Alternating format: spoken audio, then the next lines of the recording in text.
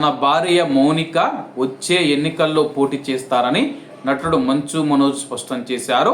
తెలుగు రాష్ట్రాలలో సేవా కార్యక్రమాలను విస్తృతం చేసేందుకు ఆయన ఇటీవల ఐక్య సంస్థను ప్రారంభించిన విషయం అందరికీ తెలిసిందే. దీనిపైన ఉన్న పలు సందేహాలపైన ఆయన క్లారిటీ ఇచ్చారు. మే 20వ తేదీన తన పుట్టినరోజు సందర్భంగా మీడియాతో సమావేశమయ్యారు మంచు మనోజ్ గారు. ఈ సందర్భంగా ఐక్య గురించి మాట్లాడారు. ఇది రాజకీయ సంస్థ కాదన్నారు. రాజకీయాలకు ఈ సంస్థకు ఎలాంటి సంబంధం లేదన్నారు. ప్రజల గొంతుకుగా ఉండేందుకు దీన్ని ప్రారంభించినట్లు చెప్పారు.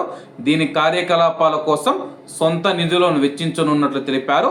అలాగే తన సతీమణి మౌనిక వచ్చే ఎన్నికల్లో పోటీ చేస్తారని వెల్లడించారు. ప్రస్తుత రాజకీయాలలో భాగమయ్యారని స్పష్టం చేశారు.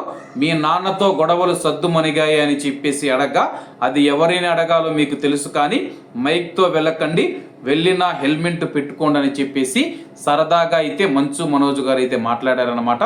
ప్రస్తుతం తన యొక్క భార్య మౌనిక గారు ఎవరైతే ఉన్నారో ప్రత్యక్ష రాజకీయాల్లోకి వచ్చే ఎన్నికల్లో పోటీ చేస్తారని చెప్పి సంచలన ప్రకటన చేశారు.